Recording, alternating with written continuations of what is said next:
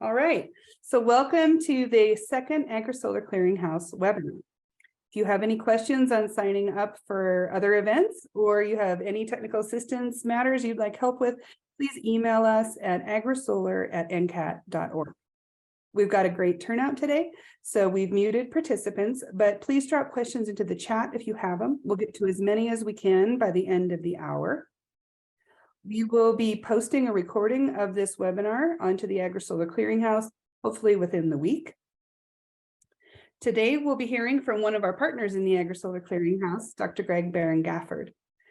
Greg is a professor in the School of Geography and Development at the University of Arizona and Earth Science at Biosphere 2.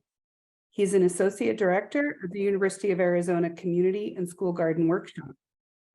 Greg is a biogeographer that studies how semi-arid plants and ecosystems respond to threats from drought, climate change, and human pressures like overgrazing or clearing for renewable energy production. For the last decade, he's been working in the field of agrovoltaics, which is the concept of co-locating agriculture and solar. He's one of the world's leading experts in co-locating solar and crops, which is what he's here to talk to us about today.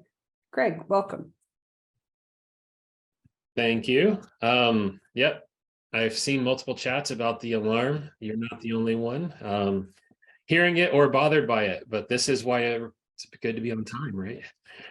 So we'll keep hearing that for the first little bit, but then it should calm down, right?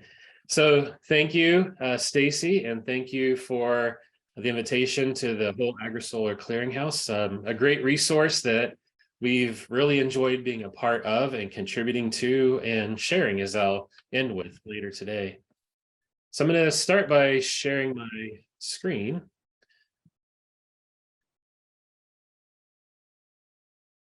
And just want to confirm that y'all can see this okay? Anyone? Yes, we can. Thanks, class. As Stacy mentioned, I'm a professor here at the University of Arizona, and we've been studying this idea of agrovoltaics for about a decade. And because I'm a professor, sometimes I get too excited and talk too much. So I really hope that you will populate the chat with questions, and I'm going to leave it to Stacy to choose to either wave and stop me if it's a question that we need to cover right then, or to hold on to those at the end. The reason we do these kinds of conversations is to hear from y'all.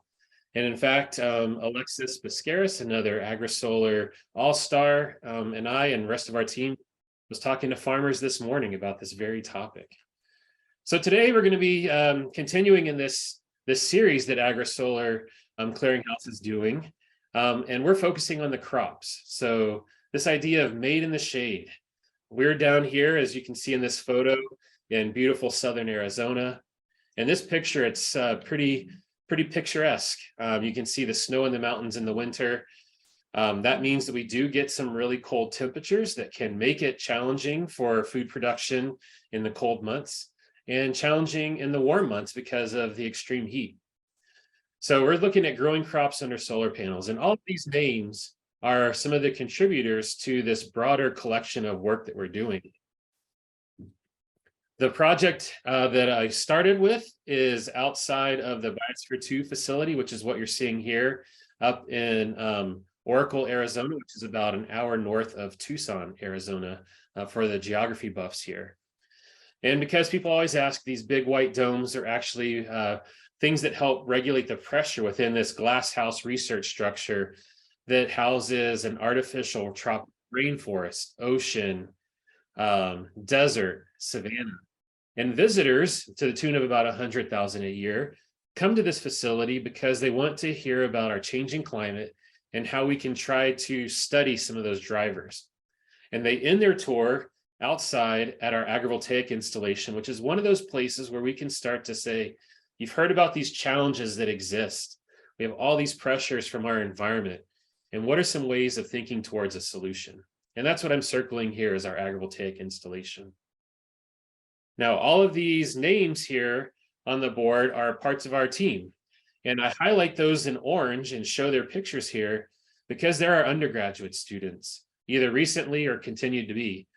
And that is because, not knowing the full audience of the 200 plus people tuning in and watching this survey, but if you're interested in this question, you're thinking about a graduate program or even a postdoctoral program, please reach out, because this is some funded research that we're actively looking for that next series or generation of curiosity-driven folks to help us drive.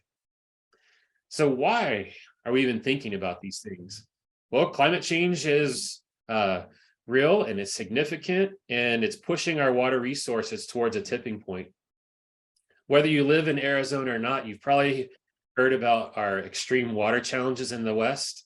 We've been going through periods of drought despite the occasional atmospheric river that dumps tons of snow or rain around the West. And that is really forcing us to make some difficult decisions. And when we avoid those decisions, like how to better allocate the water, they're being made for us. And it's meaning water restrictions. And when I say water restrictions, I'm not just saying, the kind of thing where you get a note from the homeowners association that says, don't water your grass on Tuesdays. We're talking about limitations in terms of the water doesn't come out anymore for some of these rural towns. Really, like a couple of weeks ago, a town outside of Phoenix was no longer getting water to their community. For the farmers, it means real 25 or greater % reductions in their water that they're getting to drive agriculture. And I show this graphic, which shows by county the number of dollars for agricultural products sold, to really stress that there is agriculture outside of the Midwest and the Southeast. There's quite a bit of agriculture in the southwestern part of the US because of all the sunshine we've had and our reliance on water from other states.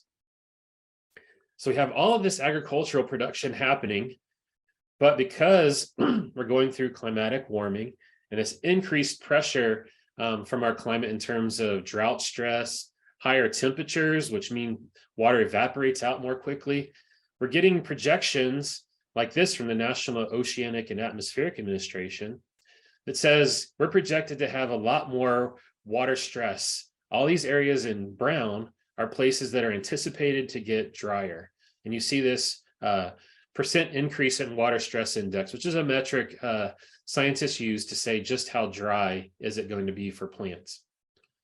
Now, if you overlay those two together, what we produce and the amount of stress that's coming, you get a graphic like this, which tells us our projections in the next 20 to 30 years about the impacts on the agricultural yield. And since we're talking about food crops today, it's important to note that these food crops are part of this agricultural yield, whether we're talking about lettuces, food crops for humans, or alfalfa, or ranching and grazing. All of these fit into agriculture. But it's not just the food crops themselves. And it's not exactly known what that impact is going to be. The area in green on these graphs are if we get a small increase in temperature. The yellow is if it gets a little bit bigger. And the red is what we call the do nothing scenario, where people don't really put the brakes on atmospheric emissions or the climate projections towards these hotter temperatures. That's what's along the x-axis, is an increase in temperature of certain degrees and what it means on the top graph in terms of agricultural yields. And I think most of you are probably saying, duh, if it gets hotter, it's going to be worse for food crops. We know that. So what can we do about it? The one on the bottom is equally important, if not more so. It's direct mortality, not of plants, but of the farm workers. All the people that work out in the fields to bring us that crop production. And clearly, as we get to increasing temperatures, we have these heat waves that on top of this that put our farm workers at risk. So is there ways around this? And we're really feeling this on the ground. This is from 2019, so 3 years ago at this point. Low on water, California farms turned to solar. There was a story this morning even that came out and talked about how photovoltaics were the new cash crop for the Midwest. And why is this happening? Well, future farmers are fewer all the time. So our farmers, our average age in Arizona is about 65. So think about that. You might want to be retiring, but that's actually the average age of the farmer. And so now we're talking about a population that's not being replaced in terms of farmers wanting to be outside, but then on top of that, less water resource to even do that work. And so what we're seeing is headlines like this: empty canals, dead cotton fields, Arizona farms are getting slammed. Pinal County farmers, which is between Tucson and Phoenix, struggle to grow crops with less water. Again, of course, less water means less availability for those plants to grow and thrive. And you can see this from Google Earth. I want you to compare these two Google Earth images, which is, just the fancy version of Google Maps, but it allows us to do good screen capture. So that this is from 2012, and the next image is going to be 2015. So we're talking about 3 years.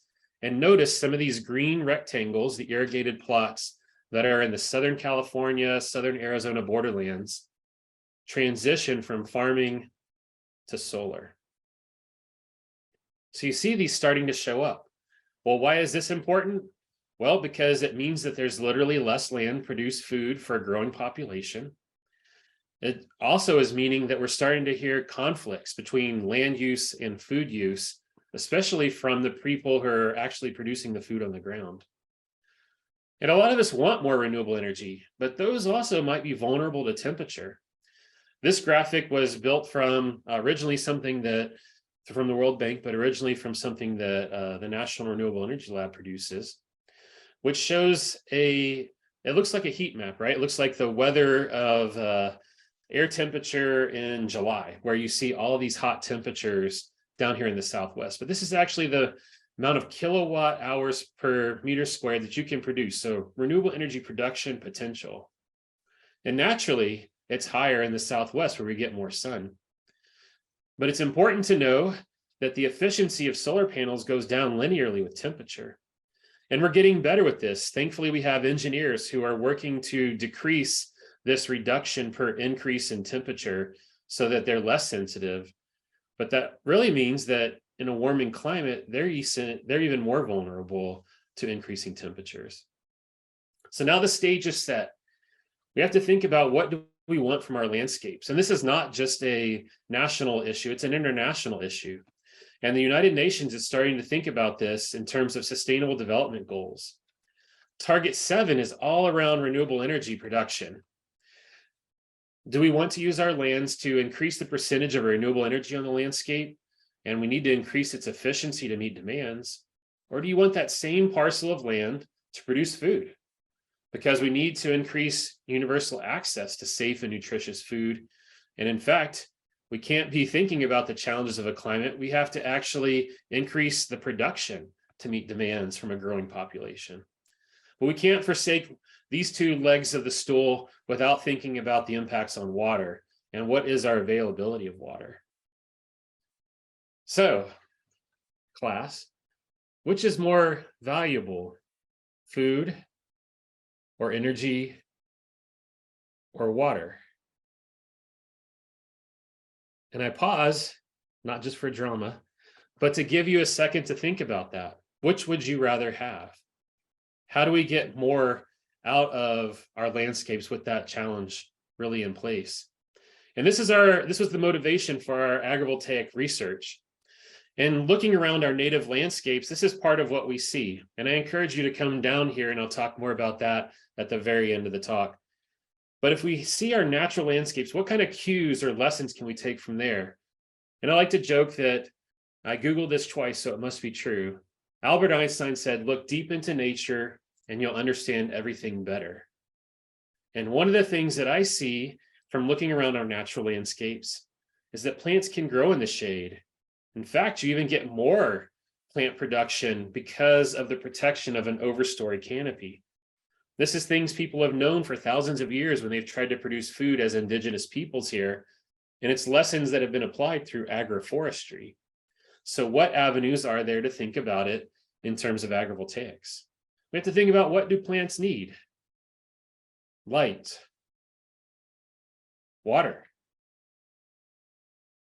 air is one that people always say. There's no shortage of that yet. Good temperatures, nutrients. So let's walk through how our crops are either limited or helped by being grown in an agrivoltaic setting. Here's a little cartoon that Jordan Macknick from NREL and I put together about 8 or 10 years ago at this point. And what we're thinking about here is the co-location of renewable energy with either native grasses for foragers or actual food production to try to solve food, energy, and water challenges.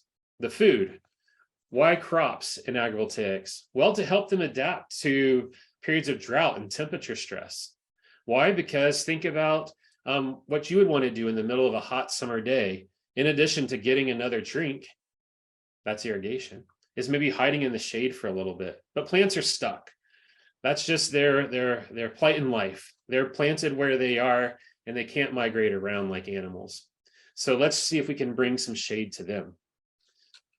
In terms of energy production, remember I mentioned how solar panels are sensitive to rising temperatures. So can we actually cool them down?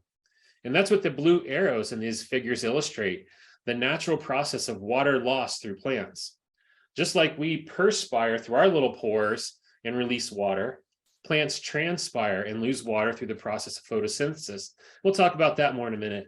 But can we use that transpirational cooling to help cool down the solar panels? And finally, to ease our dependence on irrigation. Another, you think about if you spilled your own water bottle in the shade versus the sun, where would it stay wet longer?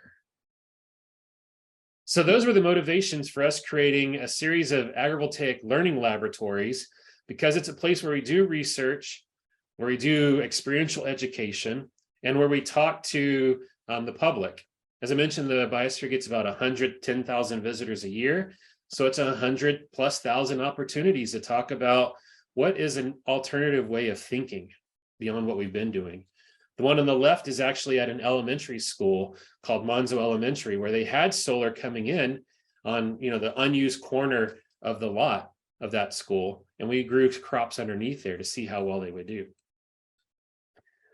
So because you may not all be plant physiologists or ecophysiologists or nerds in general, let's revisit crop physiology, or the process of photosynthesis. So in the morning time, those are usually nice growing conditions. And I acknowledge that some of you are in Minnesota right now where you might not consider the morning time nice growing conditions, but I'm talking about during your growing season.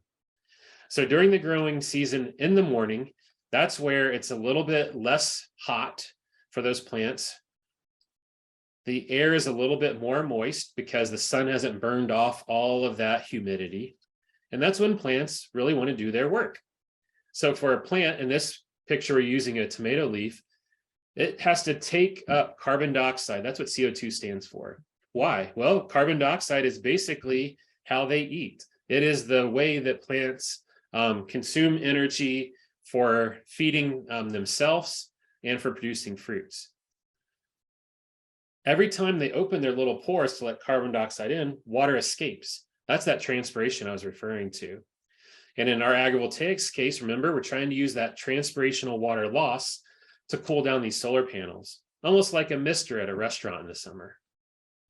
The question we always get is, you probably were thinking, plants need sunlight. But how might agrovoltaics influence the sunlight that plants need for crop production? So this is a pair of graphs. On this one, we're looking at photosynthesis on the y-axis, that's the vertical one, and light levels on the x-axis, the flat one. And because you're probably not used to thinking about these units, I just want to note that we'll walk you through those, but you can look at the shape of this graph and just get it. Photosynthetic rates increase for a while when you give them more light, but up to a certain point, then they start to plateau, and it really highlights they even do less well. Well, this is where we are. This is where our sunlight levels are out in the full sun in many of the southwestern states. So how much shadier is it under a solar panel? Well, under the really dense solar rays, you may cut out 2/3 or even 3/4 of that direct sunlight. But does that mean you cut out 2/3 or 3/4 of the photosynthesis? Now you know the answer is no, because of this curvilinear shape. It also means that you could space out your panels and not have 100% density and move farther up this curve. But you can see there's trade-offs, and that's some of the math that you heard about from the NREL team in the last seminar. And if you didn't watch it yet, you can always go back and watch it. But what if air temperature or relative humidity or soil moisture become more stressful? How does it affect the shape of this curve? Well, as those other features become more limiting, you see a bit of a drop off, but the biggest drop off is that the plant responses to those higher light conditions. So this tells us that as it gets more stressful, it's worse to be in high light than partial shade. You can probably see where I'm taking you to this point in terms of our motivations for doing agrovoltaics. Let's also think about the water. Clearly, the microclimate, that area underneath the solar panel, changes, but it really does help the water last longer in the soil. And let's look at an example. We're going to dive into this graphic of soil moisture levels in May. And each one of those spikes is when there's more soil moisture. Why do you think it happens on this regular interval? Because of irrigation, which is usually necessary for crop production. So let's zoom in. In the control setting, after 2 days, this is a 2-day frequency, look at where the blue line, which represents agrovoltaics, look how much it dried out in 2 days. Now let's move over and see where that same point, that same level of soil moisture was after the irrigation event. And you can see it's right here. Well, this is telling us that in an agrivoltaic setting, every irrigation event lasted 2 days instead of 2 to 3 hours. And in systems in the Southwest, even drier places than us, and in cross drylands globally, where sometimes they have to water twice a day to keep the plants watered well enough, this is extremely significant water savings. So we know we're impacting the microclimate and the moisture that's staying in the soil, but how does it impact the plants? Well, let's go back to our little cartoon for a minute. Plants have to maintain their photosynthesis, and all the time that water is leaving the soil. So we talked about water from the plants, these dark arrows, that's transpiration. Class, do you remember the word for when water evaporates out of soil? I just said it, evaporation, when water leaves the soil. So it's evaporating much greater in that full sun setting than the agrovoltaic setting, as represented by these shaded arrows. So throughout the day, as the sun is moving across the landscape, soil moisture becomes more depleted in that full sun setting than it does in an agrovoltaic setting where you get in partial shade. What does that mean for the plants? Well, plants have to maintain that balance of carbon in to grow and reproduce versus the water out. And if they can't spin that water out, they'll close up their little pores. Well, what does that mean? The pores are closed, so no carbon dioxide can go in. So this is how drought, whether it's because of drought in the soil or the air just becoming too dry, actually affects plants' performance. They can no longer eat that carbon dioxide out of the atmosphere, which remember they need to live. Also, air temperature in agrovoltaics tend to be slightly cooler, and they have more humidity because, again, that transpiration in a regular farm is going off into the atmosphere, whereas it's hitting that solar panel, helping cool down and just staying more in that space as opposed to getting mixed with the bigger atmosphere around. So they have more humidity. Both of those things together help plants grow. So across a few sites, we've been measuring these things. Agrovoltaics modifies the microclimate, and I'm just going to say in predictable ways. This top graph is showing throughout the dark and the light times of a day that air temperature is lower in an agrovoltaic setting by about 1.5 degrees Celsius or 2.5, 3 degrees Fahrenheit. It's also, there's less of a vapor pressure deficit, which is kind of a measure of how dry is the air versus how much moisture it could hold. So a lower number here means you have a higher humidity. There's less dryness. Both of those things are important for plants to grow. I already showed you photosynthesis versus leaf temperature, leaf light levels, but what about temperature? This sun represents where we are in terms of most plants, in terms of their optimal temperature. We come from all over the US. We have different optimal temperatures, and plants have different optimal temperatures. But during that stressful part of the day, they're usually experiencing temperatures beyond their optimal. But in an agrovoltaic setting where we've just told you it can be a little bit cooler, oftentimes you're closer to that optimal point. And remember, I also mentioned that dry air reduces transpiration, which reduces their function. And so it ultimately turns into a trade-off issue. A small reduction in their photosynthetic capacity because they had less light might be offset by being in a place with better temperatures in more humid conditions in more wet soils. So that was our motivation. Let's see if it worked. So to study this, we created this agrovoltaic research site at Biosphere 2. In this example, it's a full dense panels elevated up. That's what our treatment was just elevating the panels over the crops and then growing a bunch of crops at the same time with the same moisture levels out in the full sun. And then to take a measurement of how the plants are performing, that carbon dioxide eating that they're doing, to get that pulse of how they're performing throughout a day, we use a little portable photosynthesis machine. It looks like this, kind of like it's from the Ghostbusters. But this part that's sitting on top of the green box is what you clamp on a leaf. You match the ambient settings or the conditions right then at that hour, and then do that repeatedly throughout the day. So that means during the day, you're going to start to measure brighter environments and warmer temperatures during the full sun conditions versus the agrovoltaics. It also means, like Kai is illustrating here, you have to start in the middle of the night because we really want to get a sense of how much carbon can you capture in an entire day to do your growth and maintenance and reproduction. Here's another team member, Nezreen, measuring in the middle of the day. And finally, here is a photo of undergraduate, now a staff member, Caleb, wondering if he's made the right life decision in terms of measuring plants all day in an agrovoltaics farm. But ultimately, he's still with us, so I think his answer is yes. So we find that agrovoltaics even modifies photosynthesis in predictable ways.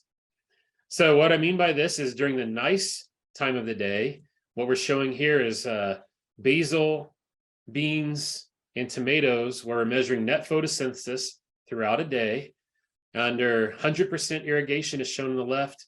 And then another set of studies where we actually reduced the irrigation by half because we wanted to know if soil moisture is staying so much higher in the agrovoltaic setting, can we just really cut back water significantly? And how much does that impact production? So let's walk through this. During the nice conditions in that early part of the day, you can see plants in the full sun do more photosynthesis, right? Because we said that that's when the temperatures are better. That's when relative humidities are better for them. And they have more sun, so they do more photosynthesis. But as we move into that area of or time of the day when there's more stress, photosynthesis declines in those plants in the full sun, and you see greater production in the agrovoltaic setting. So the question when we think about these food crops in different places around the globe is thinking about our own climate spaces and how often during the day are you in the blue zone versus the red zone. And you can imagine that there's some predictable times of day where it's much more stressful in the afternoons. In some places, it's not as bad in the afternoons. But with increasing temperatures and climate change pressures, we're starting to see this show up in more places around the globe. Now, if we add up all of those points throughout the day, we can get an idea of what was your cumulative carbon uptake? How much carbon did you scrub out of the air for every piece of leaf throughout the day? And we can see the red being here in the full sun, the blue being in agrovoltaics for basil, beans, and tomatoes. Agrovoltaics allows for either equal or greater carbon uptake per plant. The impacts of agrovoltaics were increased under our reduced irrigation scenarios. And what I mean by this is that the differences that showed up in terms of beans or tomatoes grew even more. You got a bigger benefit of being in agrovoltaics under water stress conditions. And you might ask yourself, when is that going to happen? It started in January. Some of our farmers had to experience either a 25 or even 50% reduction in the amount of water they get to grow their crops over the entire growing season. So this is something that's happening real right now.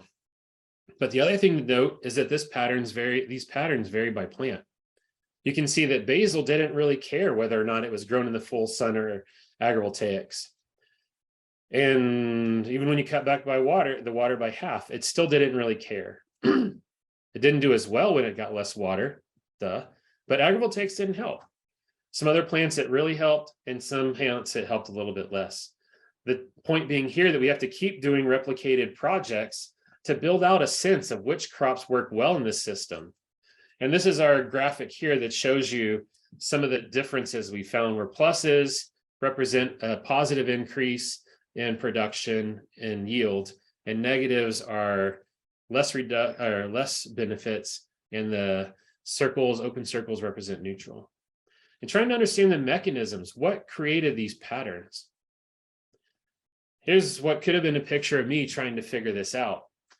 If I've just told you about these results from our biosphere project where the panels don't even move, and so you get a predictable reduction of shade throughout the day, what do these patterns look like in an agrovoltaic system with tracking panels? It starts to turn into one of those algebra questions from middle school, which I'm re-experiencing having a middle schooler right now, where the trains are leaving the stations at different times, traveling at different rates. And when will they arrive? The questions here are, throughout a day, you're having sunlight migrate throughout your field differently while temperature is increasing. So we need to know, how do those patterns change throughout the day? Well, thankfully, we have Jack's solar garden up in Longmont, Colorado, where we started to test this project out at larger scale. And I want to show you a graphic from Chad Weber, thanks to Barron-Gafford for sending these. And I'm going to try to play this. And what you're seeing, we're looking west, and we're seeing the sunlight come out during the day, go down at night, and then come back the next day. And you're going to see, I pause it for a second, patterns of shade versus sunlight repeatedly throughout the day. So remember, temperatures are going up to about 4 p.m. and then cooling back down. But at the same time, you're getting light at different times of day. Let me fast forward a little bit to where I like these points from later in the season when the tomato plants have gotten larger. You can see the plants put their leaves out, try to capture that sunlight. But look, when the sun actually does hit them, you'll start to see some drooping in some of those leaves in the tomato plants, where they don't have the amount of water they need to stay active again. The temperatures cool down, the leaves pop back up. The other really cool thing to see here is just how dynamic plants are. And this gives me hope, because we're thinking about different design configurations, and sometimes we think about plants as static, as if they can't adapt. But many plants are actually tracking the sunlight throughout the day to make up for those differences. And you see that drooping again as you get into the late afternoon, where they're like, please, please give me more water, or at least in the day. So we did the work of adding up how much light are these plants getting in these different places. And what I'm showing you is, it says A, B, and C, and then PV. The area in the gray represents the pattern of light reaching its max, midday, and then declining as we move towards night in the area directly under the solar panels. And so, as you might imagine, you get sunlight in the morning peeking through, a little bit of sunlight as that patch moves through. But during most of the day, there's very little sunlight. As opposed to bed A, which is getting morning sunlight, bed B, which is right in the center of the rows between the panels, which is getting maximum sunlight, and bed C, which is only getting that afternoon sunlight. Let's look at it in this graphic. This bit, west being A, center being B, east being C. You can see that why those west plants in bed A were getting more sunlight in the morning. That's when the sunlight is peeking through and hitting those plants. But remember, that's when it's coolest. Middle of the day, everybody's getting some sunlight, warming up. By the afternoon, only the bed C, or that far east row, are getting direct sunlight, but that's when it's hottest. So is that good for the plants? So now we know how this microclimate is changing throughout the day. We want to understand, how is it impacting patterns like, when do plants germinate? What is their seasonality? Is it extended or shortened? How do they function? Again, taking the pulse of the plants to study how well they're doing throughout the day. And ultimately, that question of crop yield. So we did the same types of measurements. You can see our little Ghostbuster machine here, this time measuring basil, where we tracked the plants throughout the day, looking at that west bed, the center one that got sun during the day, and the east bed that got full sun only in the afternoon. And in our graphics here, orange represents full sun, blue represents agrovoltaics. And you see that happening here again in those plants out in the full sun. And I'm looking at, hopefully you can see my cursor in the west bed. In those morning hours when it's great to be outside, you got more production in the full sun than you did in the shade. But it was met by increases in that midday when it was better to be in an agrovoltaic setting. And if we walk through these patterns, we won't walk through all of these steps today, but you can see how we did the same type of measurements where we then accumulated that carbon uptake.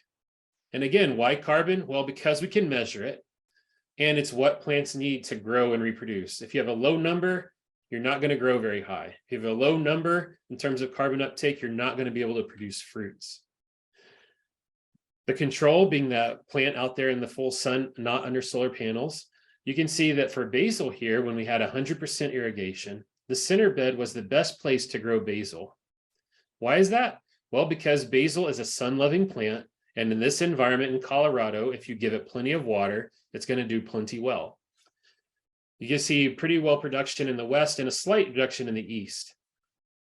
But when we cut back irrigation, you can see cutting back irrigation in the full sun did reduce production in the control setting, but actually increased it in the agrovoltaic setting, again, helping us get at this trade-off between water availability and production.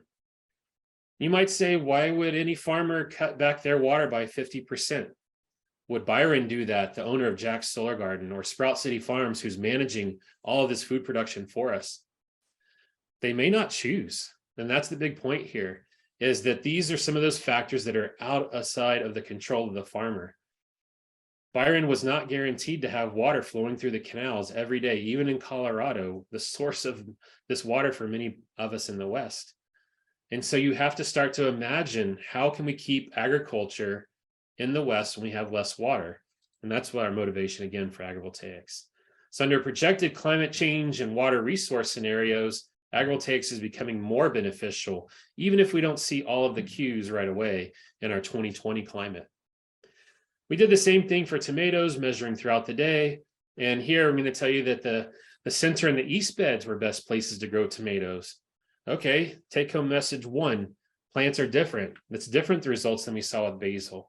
That's right. We have to keep doing science on different crops so that we can better inform the people who are going to be implementing this at scale. The other part is now the east is a really great place. Well, that tells us that under 100% irrigation, the plants want all of that sunlight possible, even in the afternoon. Getting some in the morning, but not as much later, is not good for tomatoes. And when you cut back irrigation, you see a bit of a leveling out of that playing field again. All right, so taken together, we can start to think about yield. And this is some of the early data coming out of this last growing season up at Jack's Solar Crop. But again, it varied by type. So we see beets here across 100% and 50% irrigation in that west, center, and east bed. And this is in reference to the full sun control. So a negative number means less production. And you can see that we saw about a 20% reduction, or as little as a 10% reduction, depending on where you put beets. Does this mean that you should not grow beets in an agrovoltaic setting? Not necessarily. This means that you need to be mindful of the fact that if you're going to grow beets in an agrovoltaic setting, you're going to be taking a hit in terms of your production while producing all that renewable energy. It's another data point to keep into that equation. The flip side is potatoes. With these potatoes, we saw a consistent increase in production, but again, spatially it varied. Being in the west or center beds were a great place to increase your production significantly, even though you still got a significant increase over full sun growing conditions here in the agrovoltaic setting. And finally, there's like the Usain Bolt version of crops in this setting. Look at celery production, talking about 300 to 400 times greater, which is fantastic, especially if you like celery, which I do not. So we're starting to build up more best practices in terms of how we track these things and how we keep that data streaming online. And I show photos here of Patrick Murphy, who is helping us build this online data portal, and Amy Marble from Colorado, who helping us study the best ways and the most efficient ways of putting data to some of these questions. And we're also getting better at working with farmers. I hope Sprout City Farms would say that, in terms of as we transition how you produce food in a hotter and drier world, what does it mean as a farmer to work in an agrivoltaic setting? What are those challenges and what are those benefits? So I want to end with a couple of examples of how we're addressing this question. You might think, that's great, Guy. You did some small scale stuff, but how do we expand this PV plus crop production, this kind of agrivoltaics, to the megawatt scale? Thinking about this site as a reference point at Jack's Solar Garden, where you see this aerial view of really great co-location of renewable energy mixed with co-location with agriculture. It's amazing to have evidence that this even works at, a 5-acre project like this. But how do we do this at a larger setting? Well, what we've been exploring through partnerships with the United States Department of Agriculture and the United States Department of Energy is consider some bookends. One option is to consider a more ag-centric design configuration. And what I'm showing here is, what if you spaced the solar panels between rows of crop production farther out? And this would be an ag-centric configuration as opposed to the Jack Solar, which is a pretty good, almost 50-50 split. In this ag-centric configuration, you have wider spacing between your rows of panels, and it acknowledges that there are trade-offs. In this situation, you get less photovoltaic uptake, obviously, because there's less solar panels in the field, for the sake of those agricultural needs. What are those needs? Well, one might be farm equipment constraints. We have to think about the fact that some of these implements and current available tractor systems are wider than what would be accommodated in a traditional agrivoltaics array, as we've been describing it before. You might also have requirements for more uniformity in that light environment. We just talked about how you have spatial variation and when plants get light throughout a day and what it meant for their production. But what if this wasn't a mixed vegetable farm supporting community agriculture? What if this was a field entirely of lettuce? You don't want to be harvesting small lettuces and large lettuces at the same time. And one way to avoid that is to induce smaller patches of shade throughout the day. And what you heard about last time from the National Renewable Energy Lab group, and again, go back and watch it if you haven't, is that we can play with the heights and the spacings of these solar panels, have some ideas about what that means for the light environment, and then conduct trials and do numerical models to tell you how plants are going to grow.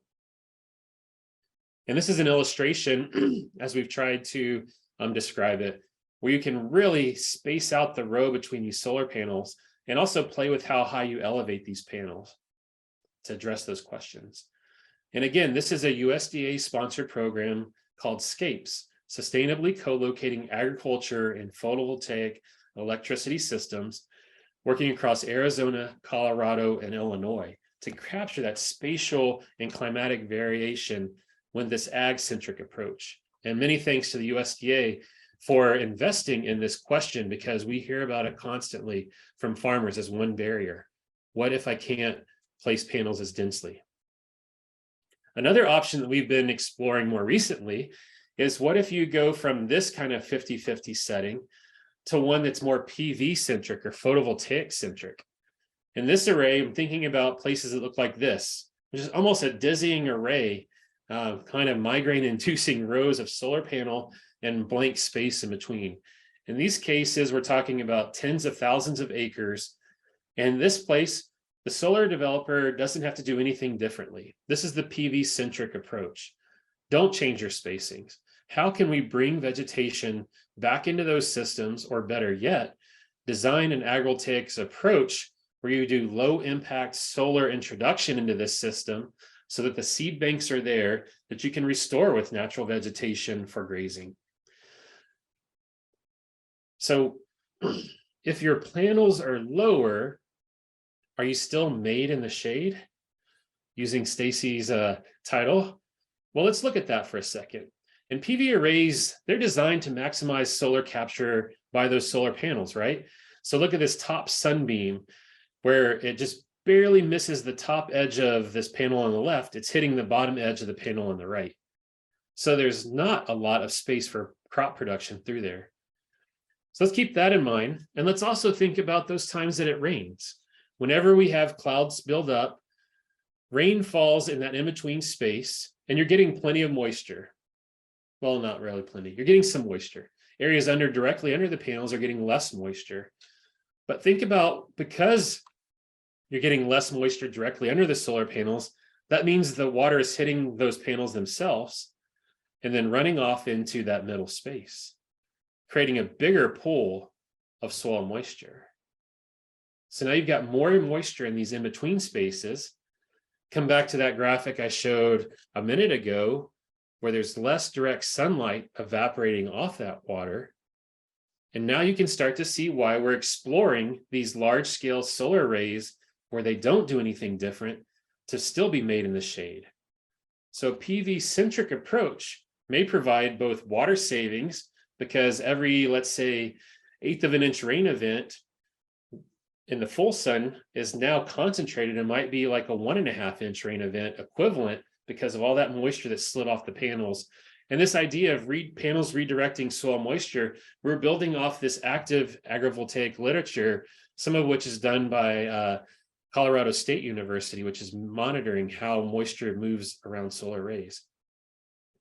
And through the FARMS program with the Solar Energy Technology Office, we're going to be exploring what this PV-centric approach means in terms of both contemporary food crops, like leafy greens and tomatoes, PV for grazing grasses, and PV for more climate-smart crops.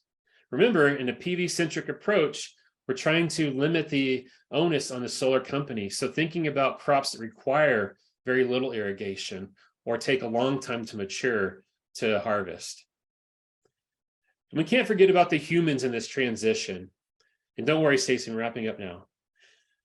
This is a slide that we captured this morning when we were talking with Arizona farmers and ranchers in a roundtable discussion. And I can't show you their pictures because we agreed that all of their comments and discussions are anonymous. And so this is also my plug that if someone reaches out to you and you're a farmer or rancher, please join these studies. This is where we're listening to you.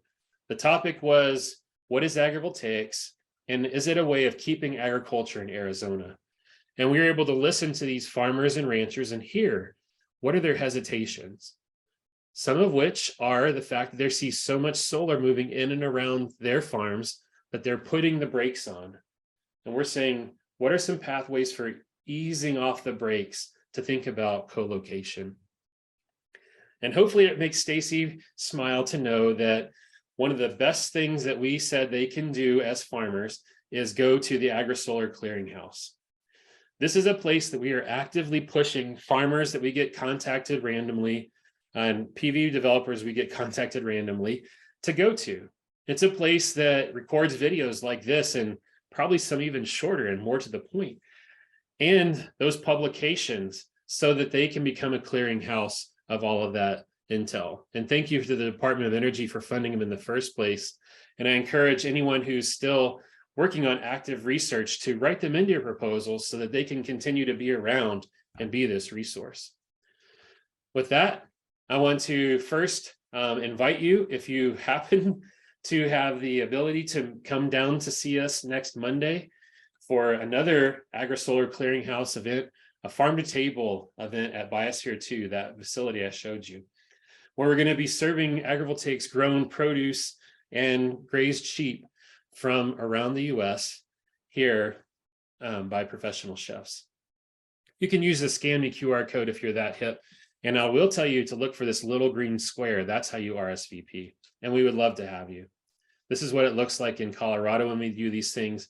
And I really encourage you to check it out. So with that, I'll say thank you to all of our funders who enable us to do this work. And thank you to the AgriSolar Clearinghouse for giving us this venue for relaying some of our findings. And again, thank you to this fantastic team and that allows all this to happen. Thanks so much, Greg. That was just great. Okay, everybody, I'm going to unmute you. And if you want to have a question, you can certainly come off mute. We'll go through the first few if we can. One person asked if you've looked at vertically mounted bifacial panels, and what do you think about that? Yeah, great question. So we have not had the opportunity to look at either bifacial panels or vertically mounted panels. So I cannot speak to that as a possibility, but I'm sure that there are resources on agrosolarclearinghouse.com. But no, you're right. Bifacial panels are another way of intentionally letting more light through and capturing reflectances off of those plants. And one of the questions we have been exploring is, what are those reflectances or differences in albedo in technical terms coming off of different plants, so that you can intentionally plant the right things in that space? Great. And there are resources in the library on racking setups. And then we have a few case studies within our atlas if anybody's interested, and just email us if you have any questions, agrosolar@ncat.org. Okay, the next question that I thought would be good to answer, how does this research translate to high latitudes with comparatively high humidity, like the areas around the Midwest or the Great Lakes? Yeah, great question. And so that is part of what we are doing, why we are contributing to research in terms of, say, NREL's Inspire program, which is doing a comparative analysis of these measurements. And part of what we're trying to push for is some consistency in how we take those measurements, so that when you want to say, how does a tomato do, you can find results for how a tomato does in Arizona, hot and dry, Arizona in slightly cooler but dry Colorado, more moderate temperatures in the Midwest, and even higher latitudes like northern Michigan or Wisconsin. And currently, we don't have that consistency in measurements where we're able to describe a lot of crop responses in that way. But that's part of that Inspire program. But I can say that by measuring in the places that we do, areas that experience more environmental stress are going to see more of a benefit from agrovoltaics. Where you see less of a benefit is where you might have to play with how that light is transmitted to the crops, either by allowing more spacing between the rows, elevating the structure so that it's kind of like, imagine being under an umbrella. And if you hold it up high, you cast a diffuse shadow over a wider footprint. But as you crouch down, you get a more concentrated shadow over a smaller footprint. Playing with those principles are one ways we can think about that. Great, thank you. Another person asked if you've been monitoring solar production. And I was wondering, just tangentially, are you monitoring what type of energy savings you see for pumping costs for irrigation? Yeah, great questions, both of those. So the question, sorry, I'm trying to avoid the chats and not look at my phone. Thank you to everybody reaching out. We have not been able to measure production as easily. So with the Department of Energy project we just talked about, we're going to be doing each one of those current crops, grazing grasses, and climate smart crops at a megawatt scale, which is about 5 acres for each of those treatments. But a big solar array might have 10 megawatt on a single inverter. So the way you can get at this in between is to measure the temperature of that solar panel. And that allows you to, if you know that efficiency versus production and temperature relationship, you can make a measure of temperature of plant panels without plants and panels with different types of plants, and calculate how much more functional they are likely to be. And if you're not sure about that, I encourage you to reach out to Jordan Machnick at the National Renewable Energy Lab and the team that gave the previous presentation, who can help you understand those calculations. But yeah, we can measure that it's significantly enough cooler that you will have increased production. Have we measured the differences in terms of pumping? Not yet. And that's actually another avenue, as we've thought more international about some of our projects, and even off-grid communities here in the US, talking about indigenous lands where people still have inconsistent access to water, like really water and energy. How can we start to utilize these systems to completely offset those needs for water pumping for irrigation? Great, thanks. I see a great question in here about biochar. Someone's asking if you've ever looked into biochar or using biochar as part of the agrivoltaic setup. Yeah, great question again. And like most things, y'all are pushing right on that cutting edge of all of this science. No, we have not yet. Thankfully, there is a guy here at the University of Arizona who works extensively in biochar in terms of helping it build up water retention capacities in the soil and helping with that soil microbiome. But we have not added that layer of helping agriculture with this layer of helping agriculture yet. But the fact that you're asking means that we should. So thank you. That's great. I see another question in here about raised beds. I know that there's been saffron grown under solar panels and raised beds, but have you done any of that research? Are you aware of more?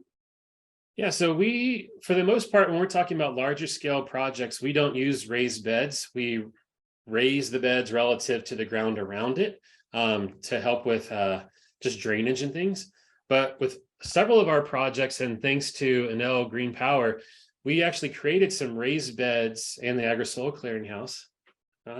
We actually created some raised beds that teachers could use and use raised beds with and without solar panels so that they can start to explore and show the next generation of food producers and engineers what this possibility might be. And so the challenge there is with raised beds, unless you're doing raised beds in an actual solar array, you get kind of a edge effect too much where you don't have enough solar coverage. But I don't see any reason why the right raised beds wouldn't work in the right climate in this. In fact, it could really help with weed control. Great, thanks. Another person asked about erosion potential and erosion effects. Great. So yes, true. Also happened. So that is an example of how we're hopefully getting better at working with the farmers on this. So the Sprout City Farms people who are doing this food production at Jack's Solar Garden were telling us that in the mornings when the snow would melt or dew would form, it would run off and land on the beds. Alternatively, in the afternoons, the rain would sheet off and mess up the beds. And so what we did is in this last year is moved everything over a couple of inches, and suddenly all that water sheeting off was no longer a major problem. So it was a very, very minor tweak to go from annoyance to fine. Great. There's another question in here about racking systems, and there's another one I'm going to kind of combine it with where they're asking, how do we cost justify this, with the different racking system and the lower production sometimes? Yeah, great question. This is where I would pass it back a little bit to the NREL team and say, you have to really do a bigger, fuller accounting. And I think that there are some hard and soft costs and benefits we have to think about, which is what makes it so tricky. In terms of hard, I'm talking about things that directly translate into dollars. A hard cost, elevating that steel. A hard benefit is in a traditional solar array, you're not utilizing that understory. In fact, sometimes your maintenance and O&M costs can be quite high for mowing. If you can start to think about the hard benefits of reduced costs of maintenance because sheep grazing is cheaper in some of the areas we're working in, or you have less dust production from mowers, you have less fire risk because you don't just now have cut grass laying on the ground, it's actually consumed by the sheep and off-site. You can also think about those soft benefits, which can be really real in terms of aesthetics and what it means for agricultural communities, allowing for some more solar to move into those places. We've been going to county commissioner meetings and hearing lots of talk about solar fatigue, which is someone who wants more renewable energy in our portfolio makes me nervous about where it's going to happen. Hard benefits could be the fact that your solar array could be closer to a transmission line because it's on a farm that's closer to a transmission line. So you might have to pay a little bit in the beginning to have a bigger benefit in terms of long-term transmission costs. So it's a really complicated calculus. Some of our accounting friends at Illinois who've thought about the amount of return on per acre for, say, soybean and corn will tell you there's very few crops you could grow where it makes as much financial sense to keep agriculture there as opposed to just getting rid of agriculture and putting in solar. But I think many of you are here because you're wondering, is that what you want? And if it's not what you want, how do we do something different? And what kind of trade-offs can we make to make it something we want? Excellent. Thanks so much. Well, we've hit the hour. Unless if anybody wants to come off mute in this last moment and ask a quick question, I think we'll wrap it up for the day. Thanks again, Greg. That was just great. Again, any questions, just email them to us, and then we will post this on the AgriSolar Clearinghouse within the week. Great. Thank you all for coming, and thanks for the questions. And Stacy will keep the comments tracked, so if we need to, we can go back to them. We will try. Yeah, we tried that last week and it didn't really work so well, but Okay. we're going to try again this week. We'll try. Yes. All right. Thanks, everybody. Okay, thanks so much. Looking forward to seeing you next week. Yes.